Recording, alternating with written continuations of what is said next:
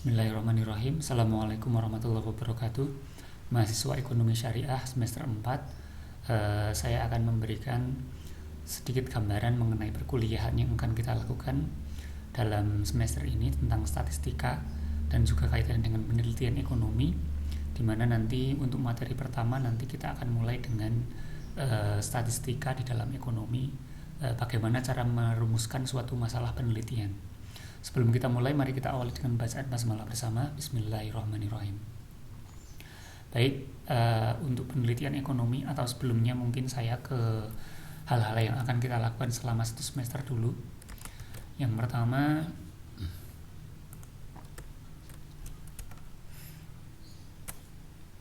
pertama kaitannya dengan RPS ya. RPS-nya nanti saya share juga via WA. Ini untuk kaitannya dengan materi yang akan kita pelajari dalam satu semester. Jadi nanti sebelum UTS, nanti awal kita akan membahas mengenai perumusan masalah. Jadi yang akan kita pelajari dalam statistika ini bukanlah teori statistika, tapi langsung kita akan mengaplikasikan bagaimana mengaplikasikan statistika dalam dunia ekonomi. Yang pertama nanti kita merumuskan masalah, yang kedua nanti adalah pengumpulan data, yang ketiga nanti adalah penyajian data, terus yang terakhir nanti ada deskripsi data. Ini yang akan dilakukan sebelum UTS ya. Nanti UTS lalu nanti dilakukan dengan uji prasyarat, lalu ada analisa data, dimana nanti uji prasyarat ini nanti akan ada dua, yaitu uji normalitas dan uji linearitas. Lalu untuk analisa data nanti kita akan masuk ke analisa parametrik, atau ini pemilihan ya, artinya kasus-kasusnya nanti berbeda, atau analisa non parametrik.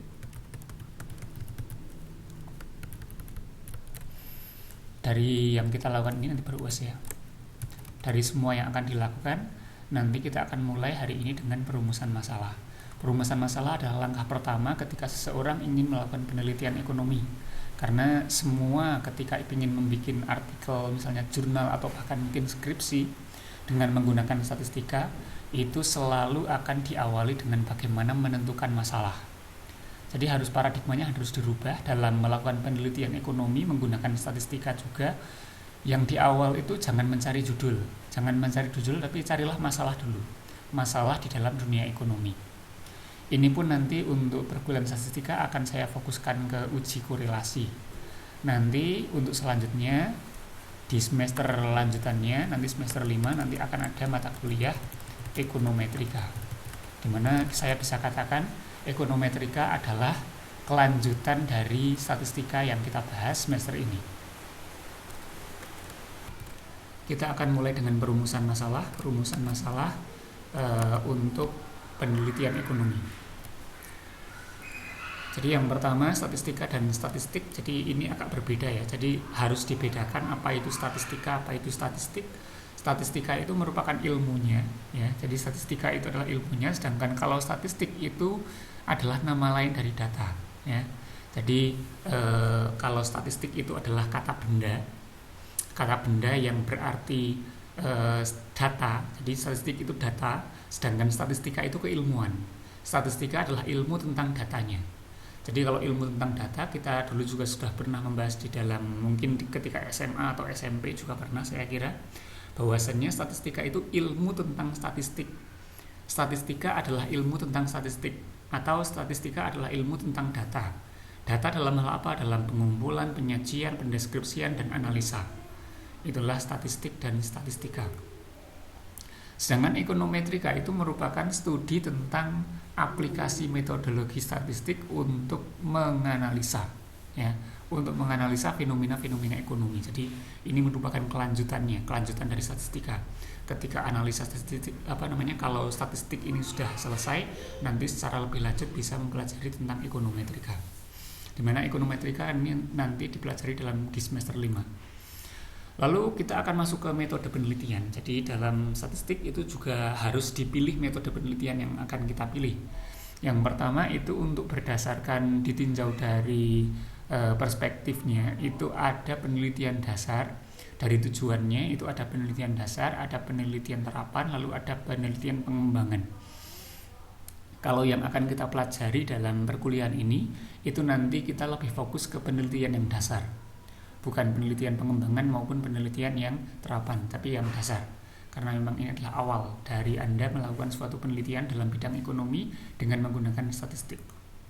Masih tentang metode penelitian, kalau ditinjau dari sisi tingkat kedalamannya ya, atau tingkat kealamiahannya. Tingkat kealamiahannya itu ada penelitian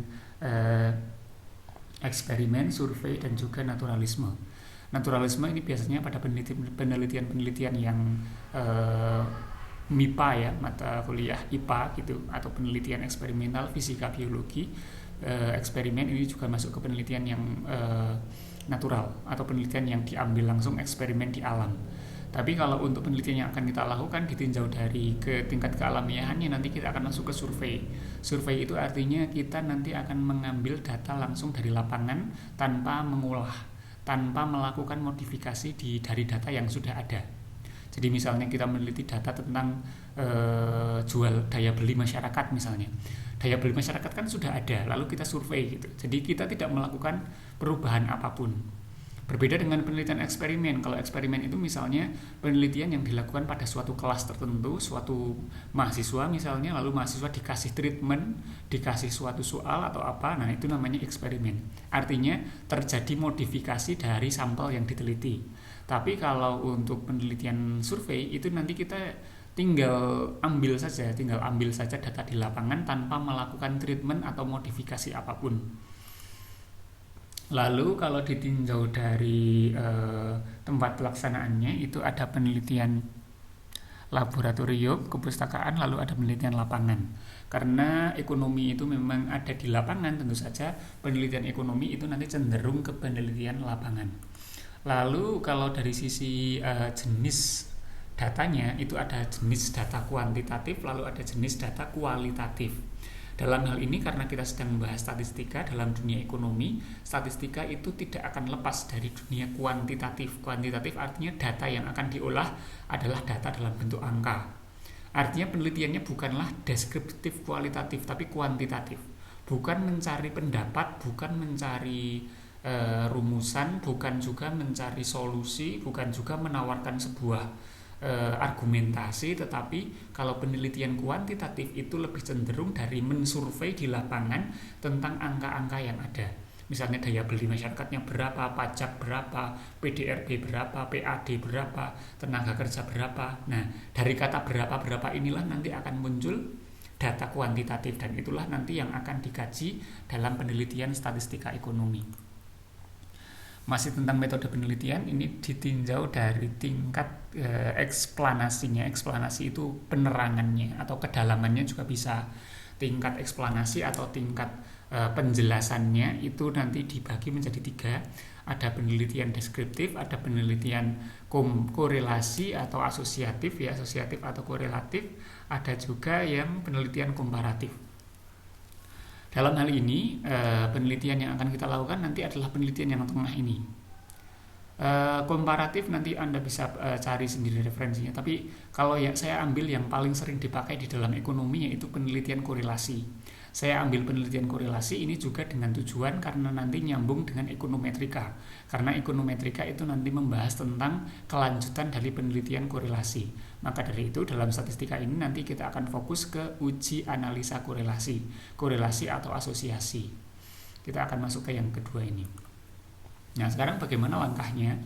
Langkahnya tentu saja kita pertama harus menentukan subjek. Subjek itu adalah sampel atau jenis dari kata benda ya. Kata benda yang akan kita teliti di dalam dunia ekonomi. Jadi benda ini bisa siapa saja dan bisa apa saja. Misalnya, benda yang kita kaji adalah masyarakat Temanggung misalnya. Atau masyarakat Jawa Tengah lebih luas misalnya. Atau misalnya mahasiswa Stainu misalnya, itu bisa. Jadi biasanya dia adalah kata benda, dan biasanya juga yang lebih mudah itu kalau nggak tempat ya manusia, misalnya Temanggung, atau kalau tempat misalnya Temanggung Jawa Tengah atau bahkan Indonesia, atau mungkin lingkup Stainu Temanggung. Kalau misalnya orang, bisa saja mahasiswa, bisa saja dosen, bisa saja nanti pedagang pasar, bisa saja nanti pelaku UMKM, terserah. Jadi yang namanya subjek adalah kata bendanya, menentukan kata benda. Yang kedua adalah menentukan variabel atau karakter dari subjek yang berpotensi untuk mengandung permasalahan untuk diteliti. Jadi variabel adalah karakternya, karakter dari subjek yang akan diteliti. Kita akan masuk ke contohnya. Saya akan memberikan contoh karena ini nanti Anda juga harus membuat contohnya. Contoh dari perumusan masalah ya. Perumusan masalah yang pertama kita tentukan dulu subjek.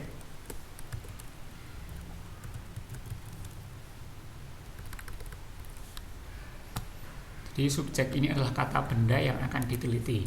Kata benda ini bisa banyak sekali, bisa mahasiswa, bisa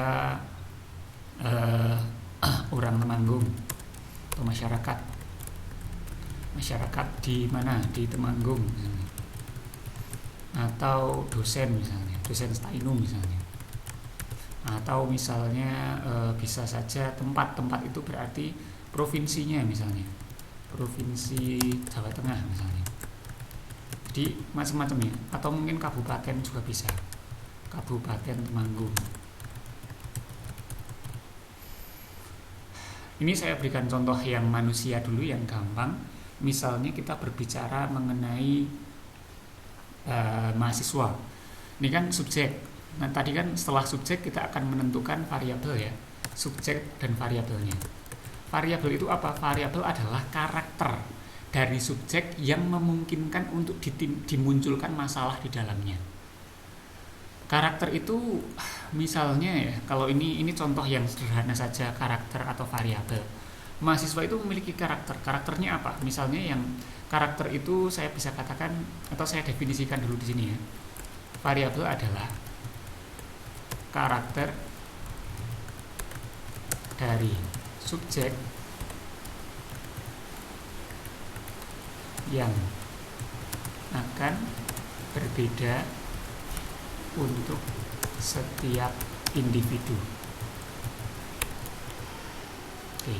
Jadi variabel adalah karakter dari subjek yang akan berbeda untuk setiap individu.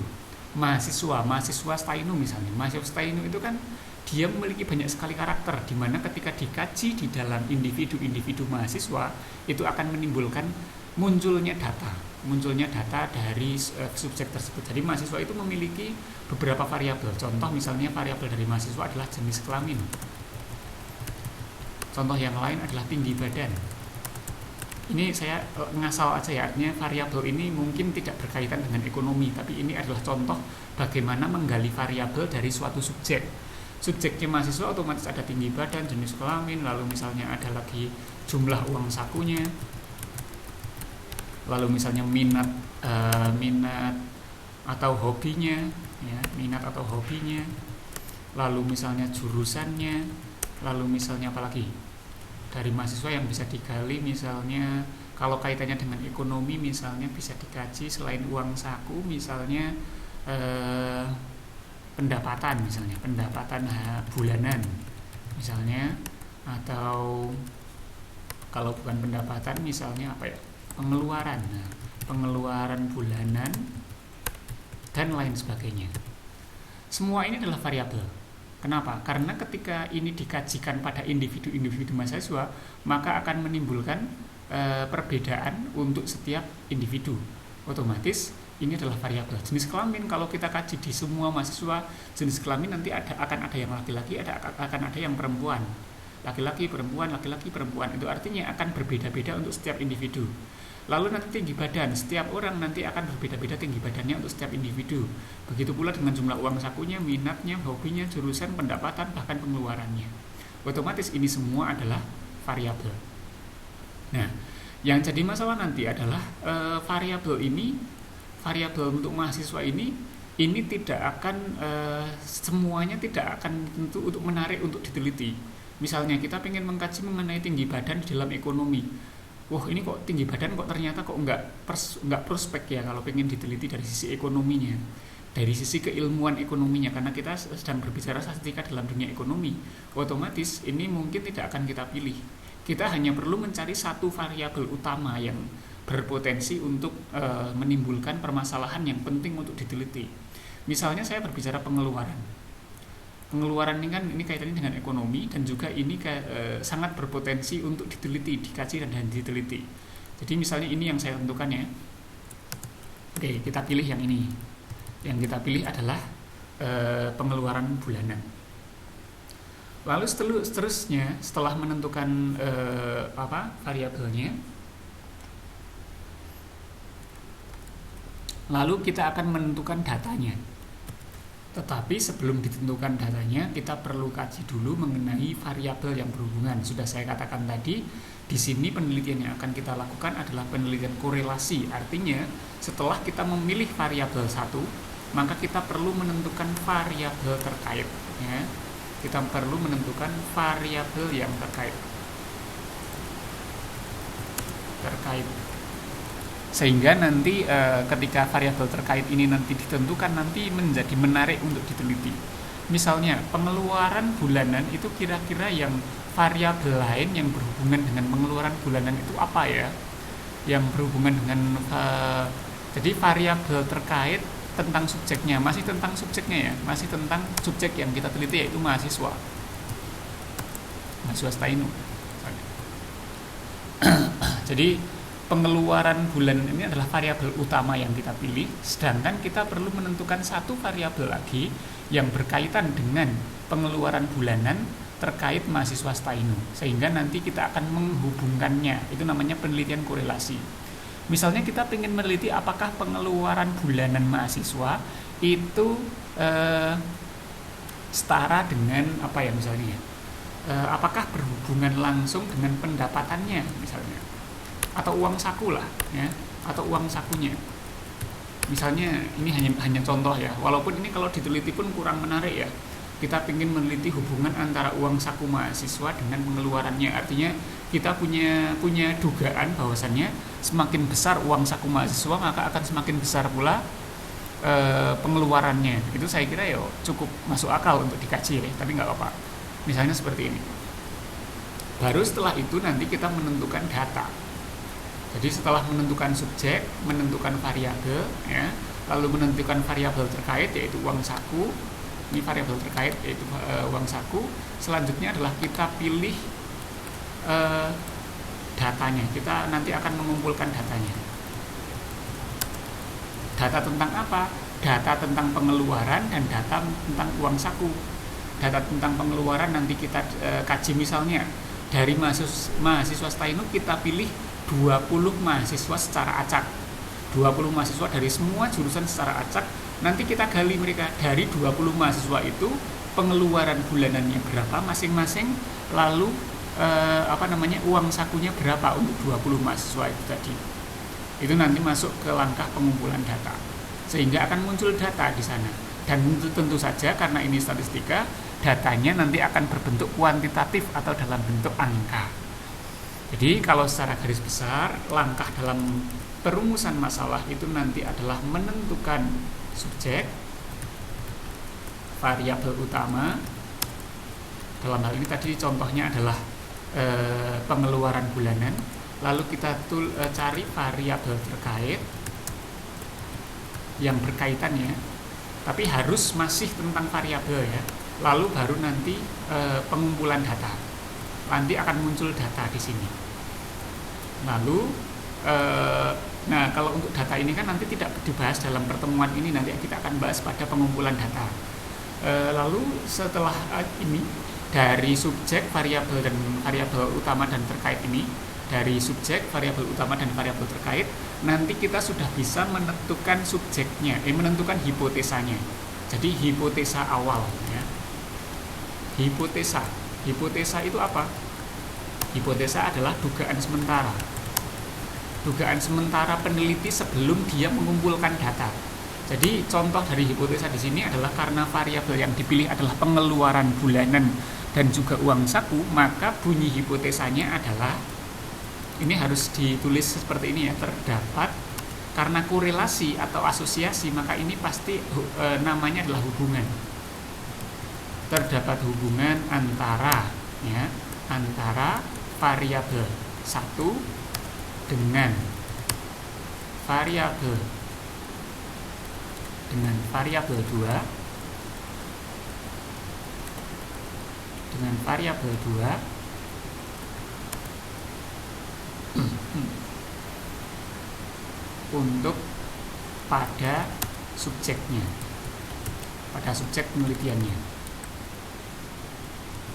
Jadi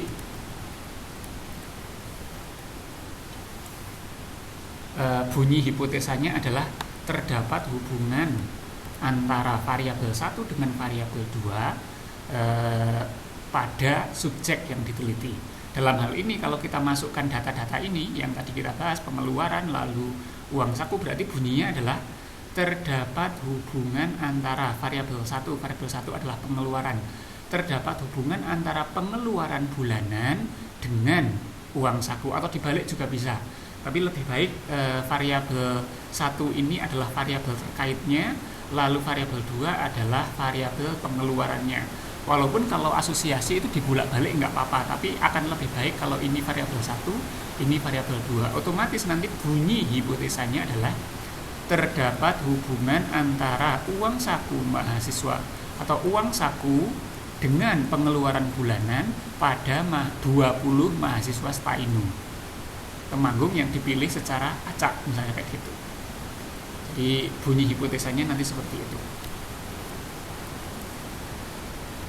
Jadi bunyi hipotesanya tadi adalah terdapat hubungan antara uang saku dengan pengeluaran bulanan pada 20 mahasiswa Stainu Temanggung yang dipilih secara acak, misalnya seperti itu. Dan hipotesa inilah yang nanti akan dipakai terus selama penelitian. Jadi pengumpulan data yang pakai hipotesa ini, jadi semua harus diawali dari hipotesa.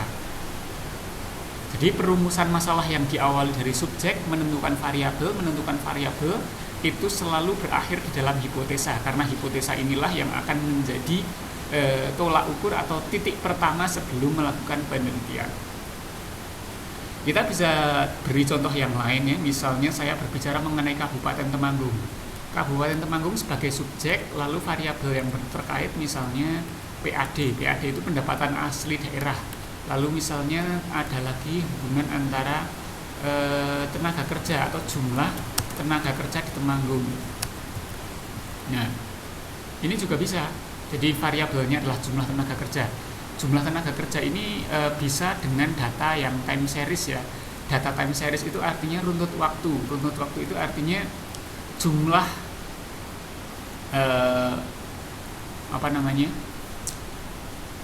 Jadi ini subjeknya saya tambahi Kabupaten Temanggung dari tahun berapa misalnya? Dari tahun 2003 sampai sekarang misalnya 2021. Jadi subjeknya adalah kondisi Kabupaten Temanggung dari tahun 2003 sampai tahun 2021. Kalau di subjeknya kok sudah ada kata-kata tahun atau bulan atau waktu, maka ini nanti datanya adalah dari waktu ke waktu atau yang dikenal dengan data time series, data runtut waktu. Jadi nanti tugasnya kalau misalnya kita sudah menentukan variabelnya adalah PAD dan PDRB, maka nanti hipotesanya akan berbunyi seperti ini. Hipotesanya sama dengan yang tadi, terdapat hubungan antara apa berarti? Antara PAD dengan PDRB, dengan jumlah tenaga kerja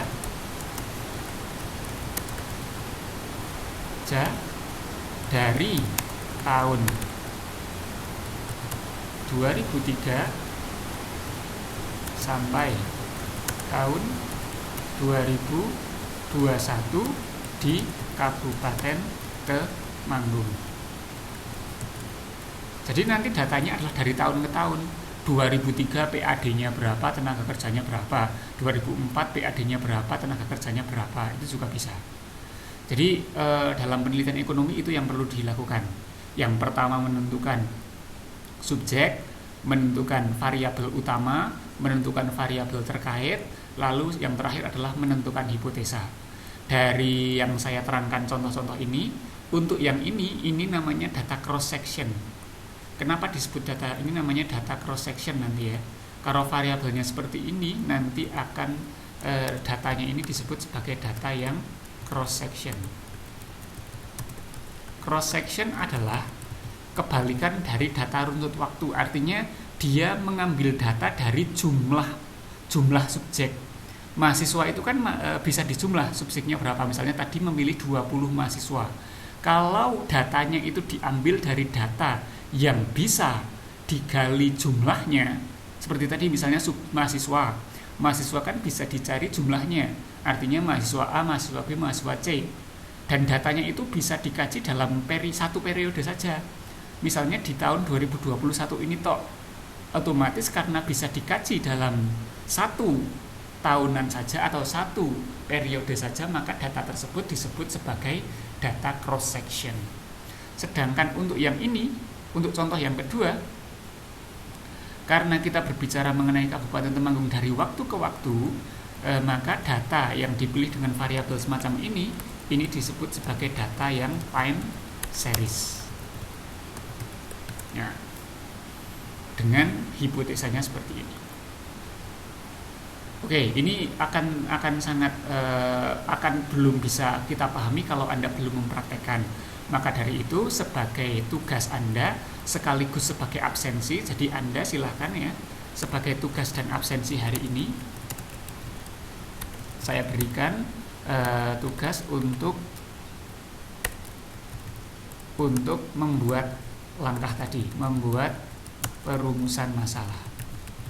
Persis seperti yang saya lakukan tadi ya. Jadi nanti dimulai dari mencari subjek.